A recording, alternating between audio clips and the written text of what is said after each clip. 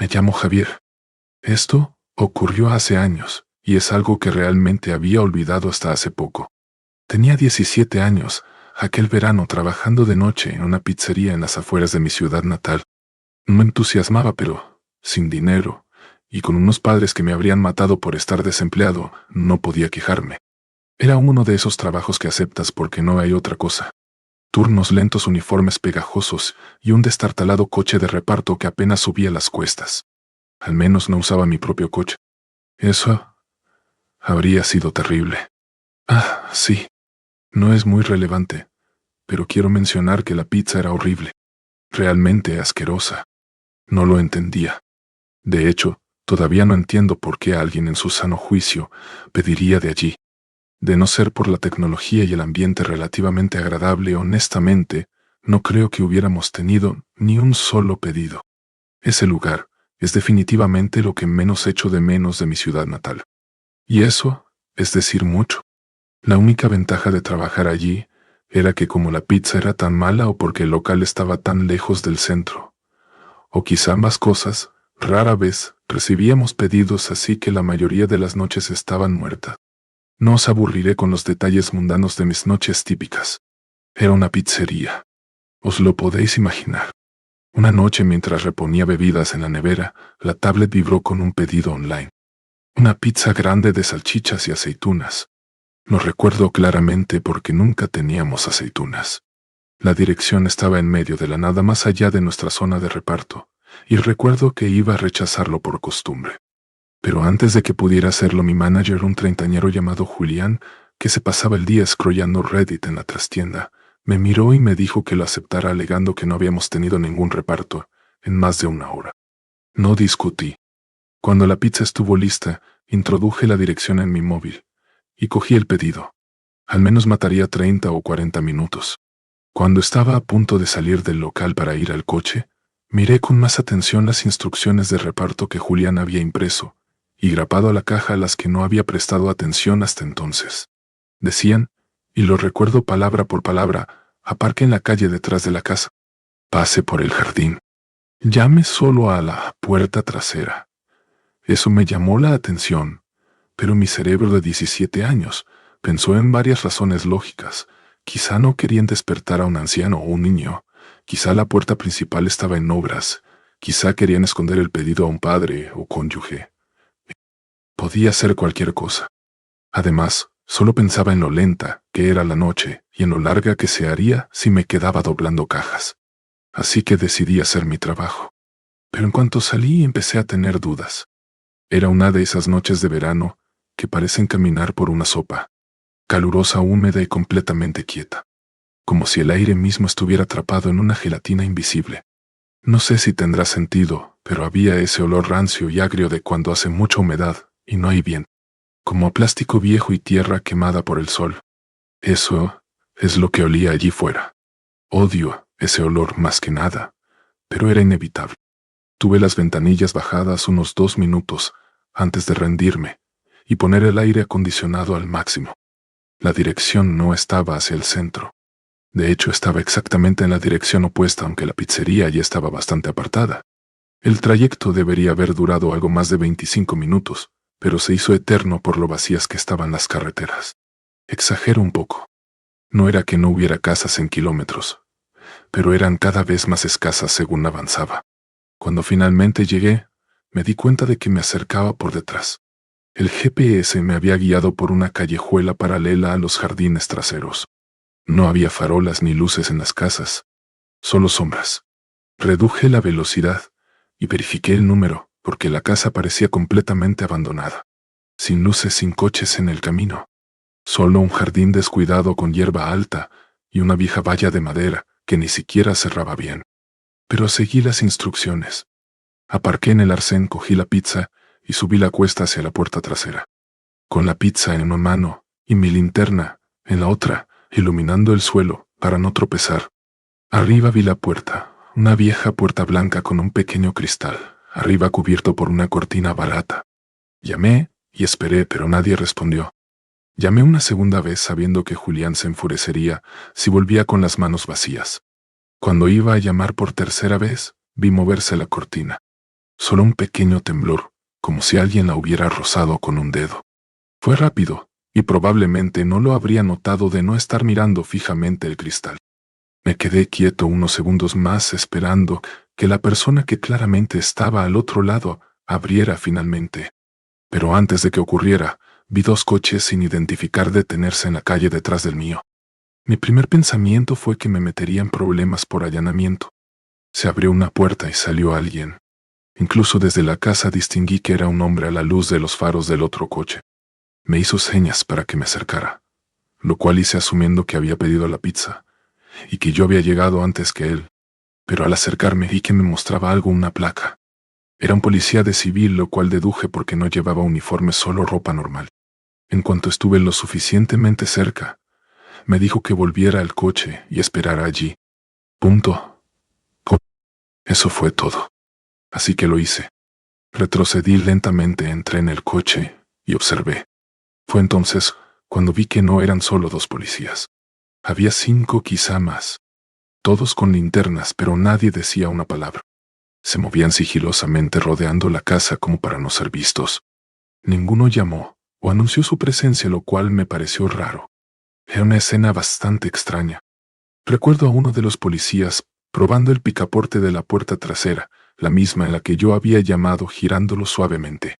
Cuando no se dio, simplemente asintió a un compañero y se retiró. Sentía que estaba presenciando algo prohibido, y probablemente así era. Finalmente el primer policía volvió y se agachó junto a mi ventanilla. La bajé, y él miró la caja de pizza en el asiento del copiloto, antes de soltar un pequeño suspiro. Fue vago en sus explicaciones, pero no parecía desagradable, solo cauteloso. Básicamente me dijo que había una investigación en curso sobre esa propiedad, y que estaban realizando una vigilancia. Se disculpó por tardar en intervenir y explicó que había llegado justo durante su relevo. Le ofrecí ver el pedido y aceptó. Lo mostré en la app, pero era inútil. Había un número de teléfono asociado al pedido junto con la dirección y el nombre Jerónimo, pero no parecía servir de mucho.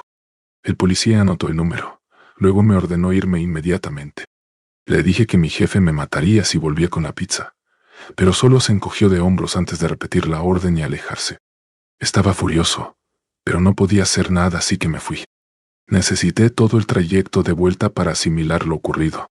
No comprendí realmente la gravedad de la situación hasta salir del coche. Sin la intervención policial, algo terrible podría haber pasado. Ni siquiera sé qué. Cuanto más lo pensaba, más entendía que su presencia era probablemente la única razón por la que no habían abierto la puerta. Pero ¿por qué pedir una pizza si estás siendo vigilado? Quizá el ocupante no sabía que lo vigilaban. O quizá sí lo sabía. Y yo era una prueba, un cebo, para ver si los policías vigilaban ese lado de la casa. La cortina moviéndose, el silencio, el momento preciso. No lo sé. Lo que sé es que nunca tendré una explicación. Y darle vueltas a este incidente es una pérdida de tiempo. Lo había olvidado por completo si un amigo del instituto no lo hubiera mencionado hace poco. Al principio ni siquiera lo recordaba. Probablemente sea mejor que lo olvide de nuevo, pero quise compartirlo aquí antes de que eso pase.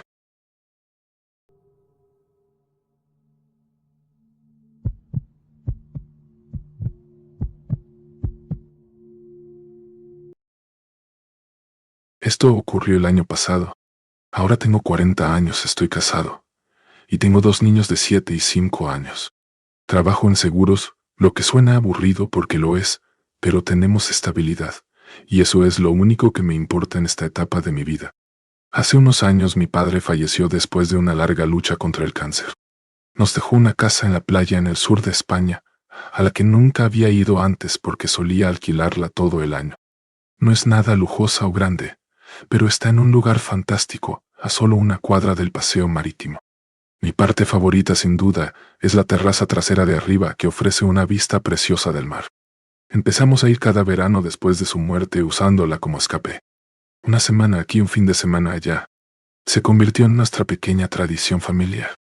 Por mucho que mi esposa y yo amemos pasar tiempo allí, a los niños les encanta aún más. Pasan horas jugando en la playa, montando bicicletas y explorando el pueblo.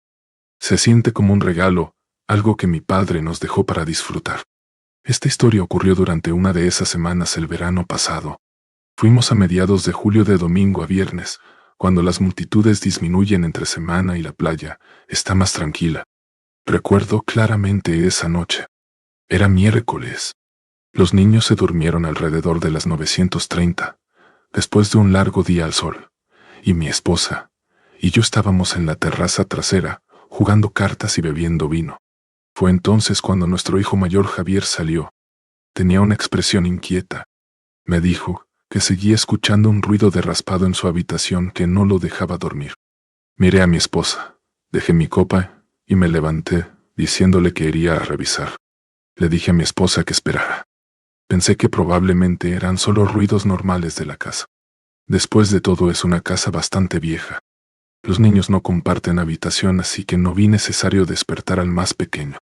Seguí a Javier abajo hasta su cuarto y señaló la pared cerca de su cama haciendo señas para que me callara.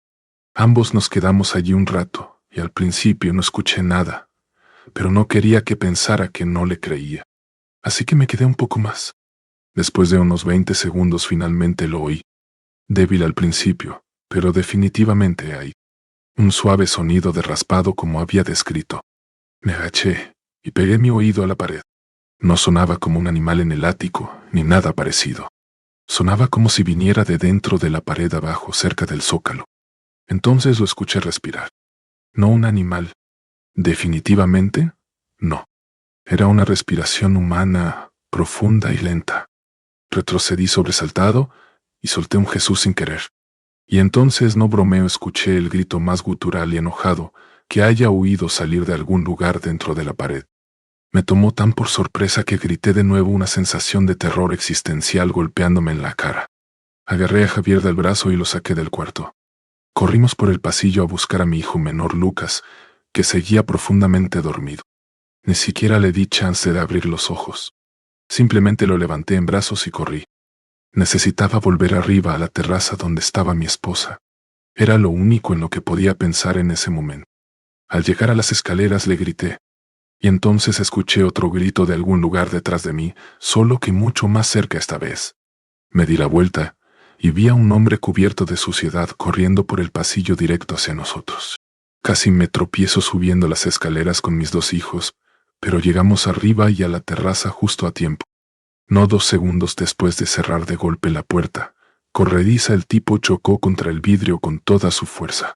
Realmente pensé que se rompería. Comenzó a arañar la puerta como un animal, chillando y golpeando todo mientras gritaba cosas que no me atrevo a repetir. Apoyé mi cuerpo contra la puerta y le grité a mi esposa que agarrara a los niños y llamara a la policía. Ella los tomó y les tapó los oídos, alejándolos de la escena. No le quité los ojos de encima tratando de bloquear su vista a mi familia. Estaba salvaje, completamente fuera de control. Su mano dejó una mancha. Suciedad, sangre, ni siquiera sé. La esparció por el vidrio mientras golpeaba y trataba de forzar la puerta. No sé cuánto tiempo la mantuve cerrada. 1 minuto 5 pareció una eternidad. Parecía tener energía ilimitada porque me tomó toda mi fuerza mantener esa puerta cerrada, y él no cedió ni un momento. Todo en lo que podía pensar era proteger a mi familia.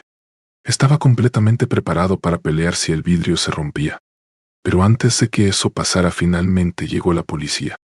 Debieron entrar por un lado, porque en segundos vi a 2 oficiales dentro de la casa corriendo hacia el tipo que seguía golpeando la puerta. Uno lo tacleó por detrás y el otro ayudó a sujetarlo. El resto de la noche fue un borrón. Después de sacar a ese hombre de mi casa y meterlo en un coche patrulla, los oficiales me pidieron mi versión de los hechos que les conté. Juntos inspeccionamos la casa para tratar de determinar cómo había estado ese hombre dentro de las paredes y cómo salió tan rápido. Resulta que la casa tiene un espacio de arrastre que no conocía. Hay una entrada bajo el porche trasero que no notarías a menos que la buscaras. Desde ahí lleva un espacio de arrastre con altura suficiente para estar de pie que corre junto a los cimientos y tiene un segundo acceso por un panel suelto en el armario de Javier. No tenía idea de que estaba ahí. Nunca había hecho una inspección completa de la casa cuando la heredé. Demonios, ni siquiera me molesté en renovarla. Unos días después, un detective me llamó para seguir el caso. Me dijo que el agresor admitió que había estado viviendo en el espacio de arrastre por meses, que descubrió la entrada durante la temporada baja y que planeaba lastimar a mi familia esa noche por invadir su nuevo hogar. Aparentemente el tipo había estado robando comida tanto de nuestra casa, que de algún modo no notamos, como de los cubos de basura de los vecinos. No volvimos el resto del verano, no por miedo a que algo más pasara, sino por el trauma. No quería llevar a mi esposa o hijos allá por un tiempo, y no objetaron. Contraté a un equipo para sellar completamente el espacio de arrastre, y una vez hecho finalmente pude relajarme un poco. Hemos estado usando la casa nuevamente este verano, y me alegra decir que las cosas han vuelto a la normalidad, o al menos lo más cerca que estaremos de ella.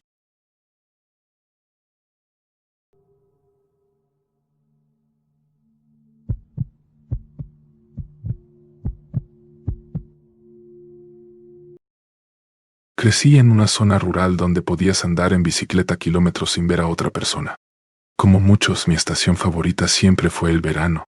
Todavía lo es, aunque hace tiempo que no vivo en el campo, así que el verano ha perdido algo de su encanto. Mucho de lo que lo hacía especial está ligado a esa vida en medio de la nada. Había algo en el calor, la tranquilidad y el vacío que amaba, algo que nunca encontré en la ciudad. Es difícil de explicar, pero me sentía tan aislada en el buen sentido, como si tuviera mi propio rincón del mundo solo para mí, como si pudiera desaparecer durante horas y nadie lo sabría. Las noches de verano eran las mejores. La oscuridad aumentaba esa sensación de privacidad y libertad que la niña que fui anhelaba. Tenía 16 años entonces. Por aquel entonces tenía una amiga llamada Valeria. Era un poco más imprudente que yo, siempre probando límites a su manera. Una noche cualquiera de julio decidimos ir a ver las estrellas. Solo nosotras, 2 bicis y una botella de vino. No era la primera vez que hacíamos algo así. De hecho, era algo bastante habitual. Hasta que ocurrió lo que les voy a contar. Ahora que lo pienso, probablemente fue una de las últimas veces que fuimos juntas a ver las estrellas. No teníamos un plan concreto, solo una dirección. Queríamos ir a un sitio nuevo, pues los lugares de siempre empezaban a ser repetitivos. Valeria dijo que conocía un buen lugar pasando las afueras del pueblo, unos terrenos agrícolas abandonados donde nadie nos molestaría. Salimos sobre las 10 de la noche. No estoy segura de cuánto pedaleamos, quizá 20 o 30 minutos, pero no paramos hasta haber dejado atrás cualquier rastro de civilización. En un momento dado Valeria frenó en seco y dijo que habíamos llegado.